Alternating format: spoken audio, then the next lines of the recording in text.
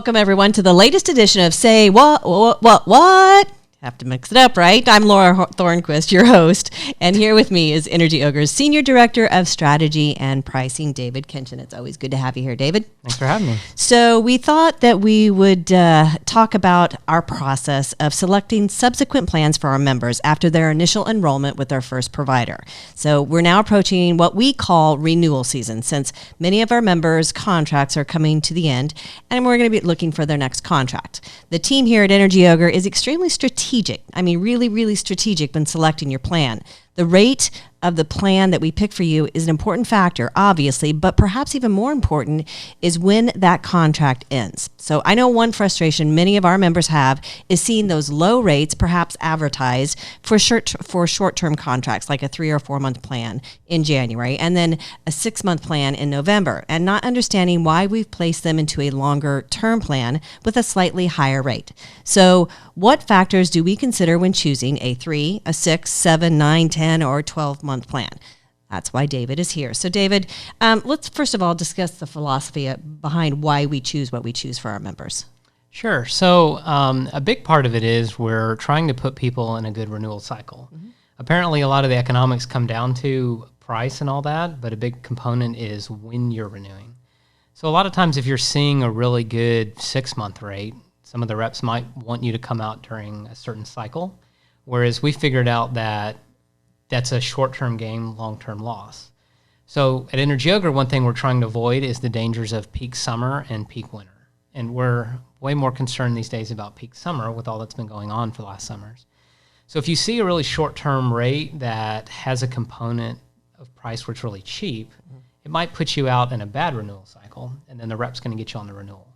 So some of the game used to be they'll put out a low rate and then get you on a higher renewal. That definitely applies to if they drop you out in July. Because then they're going to say, well, it's summer and it's hot, prices are higher now. So some of the time we're going to give up that short-term gain and put you in a good plan to get you in a good renewal cycle. So is there a time when we would ever consider putting folks in a short-term plan, even if it puts them in a bad renewal cycle? So it all comes down to the math, and let's look at it this way. You have prices coming in and out of the market every hour. Mm-hmm. And so for one person, it might make sense, and for other people, it not. So let's say like right now it's January, and you have someone that doesn't use a lot of electricity in winter and uses a lot in the summer. I'm probably better off locking them in a really good rate that's going to get them through the summer. Whereas somebody that might use a lot of electricity in the winter and it's a really cheap rate, they may get a little more bang for their buck and renew in a 3 or 4 month plan. Yep.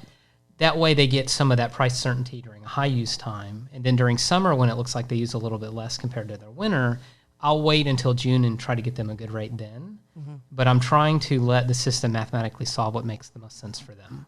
Okay. We end up eventually always getting a lot of members during the summer because they get their bills and like, whoa, it's bill so shock. Hot. Yeah, total bill shock. So what is our strategy for those folks coming to us in the summer? So summer's kind of a challenge for us.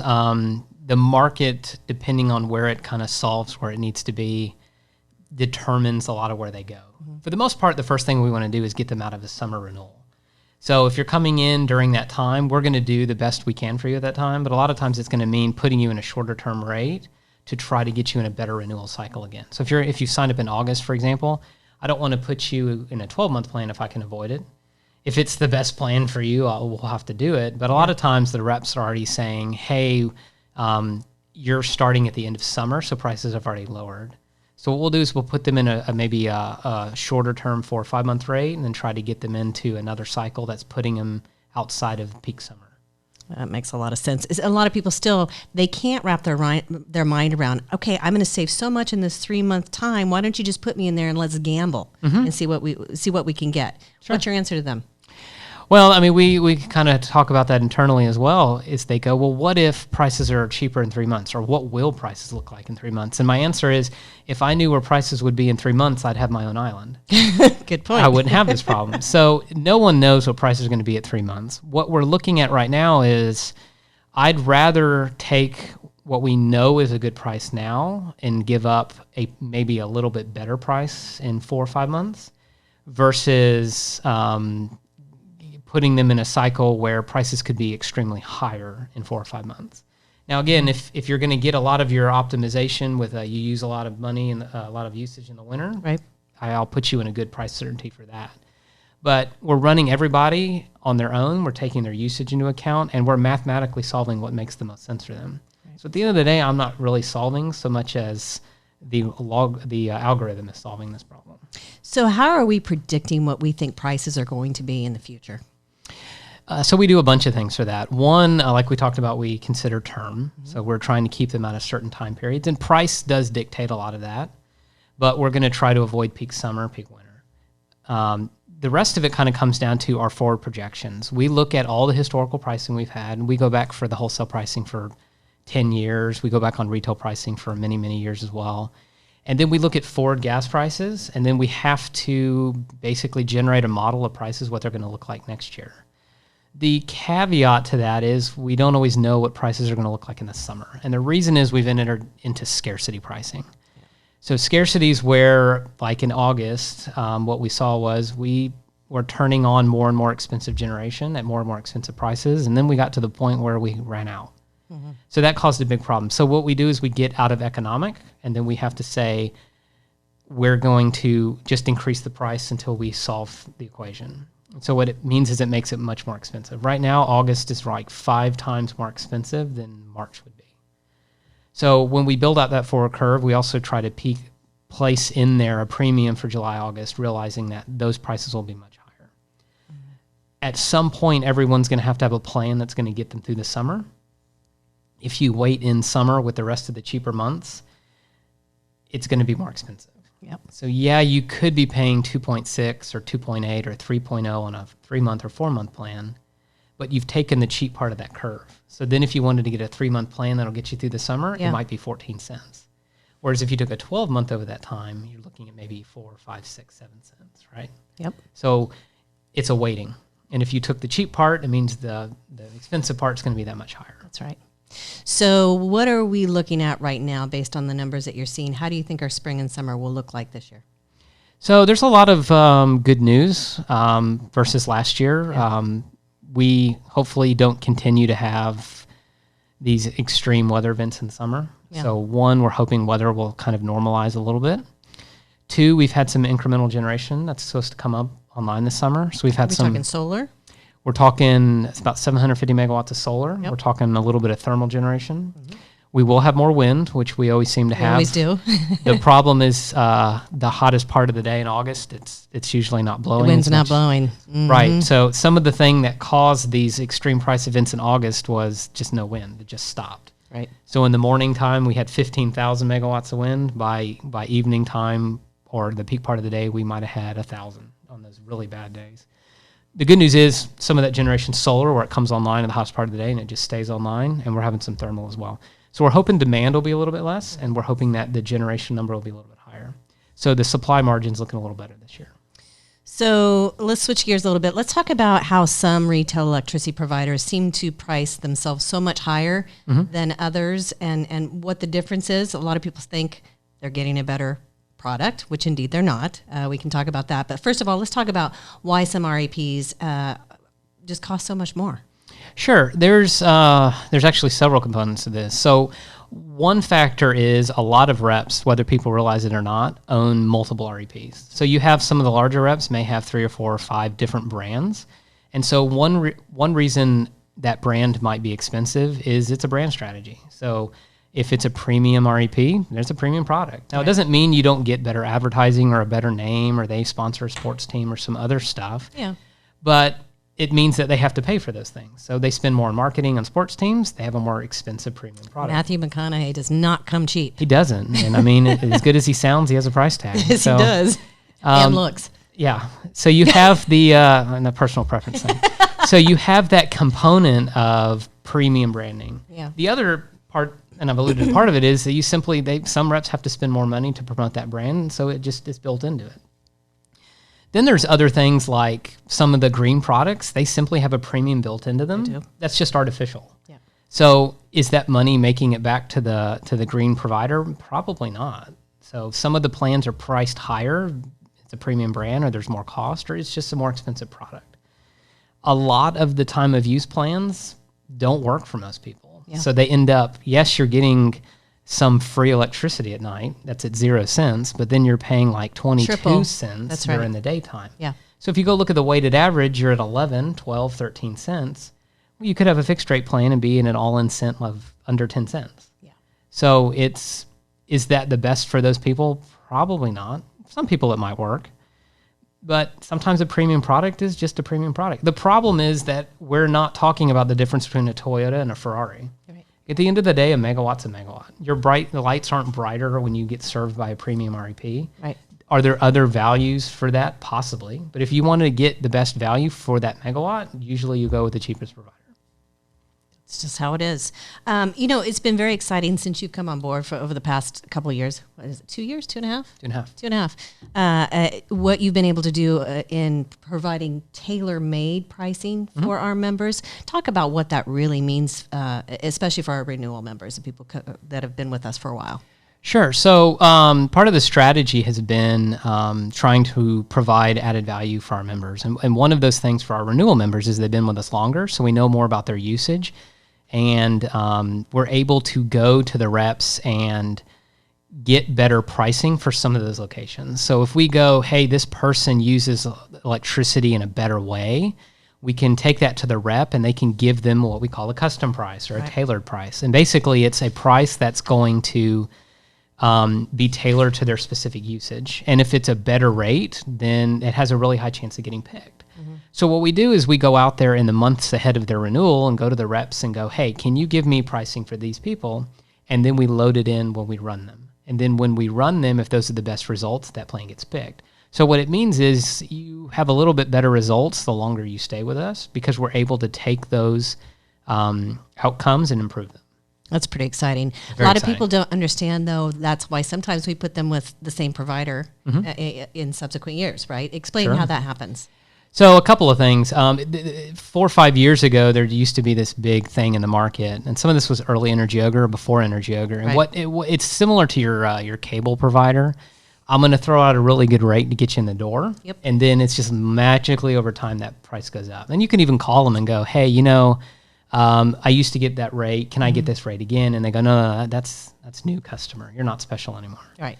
So that's kind of was the model for a long time. That's so irritating. It's really... I mean, I don't prefer it. I like to be rewarded for my tenure. For your loyalty, right. So loyalty doesn't get you a lot, or didn't get you a lot. And so as Energy Ogre has grown, some of that behavior has gone away. So a lot of it is the PUC has gone in and said this environment would be more fair, and it's trying to promote fairness in the market. Part of it is Energy Ogre's putting people in those plans, and some of the reps have figured out like, hey, maybe I can't hurt people in that way for the teaser rate stuff, right? Right. So some of the gimmicky nature of this has gone away over time. So there's not necessarily like a gimmicky plan for me to renew them in. So that's part of it is some of those kind of gimmicky plans aren't there. The big part of it is that for the renewing rep, they have a massive incentive to get that customer back. Now, we're going to always run them against the full market and always try to get the best possible price outcomes. But what the renewing rep has is an advantage. And that advantage comes to in cost savings. So they figured out I don't have to run a credit check again because they're already with me. I already know they pay their bills. I already have a cash flow coming from them. I don't have to generate a partial month bill. I don't have to go remarket to them. They already know they're an Energy Ogre customer. And I've gone out to them and go, hey, can I get a custom renewal from you guys? And they figured out I need to make X amount of money from a customer. But due to them being an Energy Ogre customer, all this cost is gone. That's right. So what we've said is that's great. Share some of that savings with the member, and then you get the renewal because they're getting the best outcome. So they give us their best possible rate. We load it in, and then when we run it, what we're seeing is frequently it's the cheapest rate for the member. So we're keeping them with that rep. Not because of any other reason than that's the best rate in the market, but it's because they're with us and we've gotten them that better rate on that renewal. And they couldn't have done that themselves. No, they couldn't. No question. That's a relationship that we've built and a system that we've created. Right. The other thing, too, a lot of people say, well, okay, you put me with this provider, but they have a really bad rating. I don't want to be with that provider because of their customer service or whatever the case might be. Sure. Really doesn't much matter. So what we found is over time, customer service isn't a big concern for us. And the reason is a lot of the reps that are out there competing on costs might not have the bells and whistles or systems or incentives to keep their 5-star rating. Right.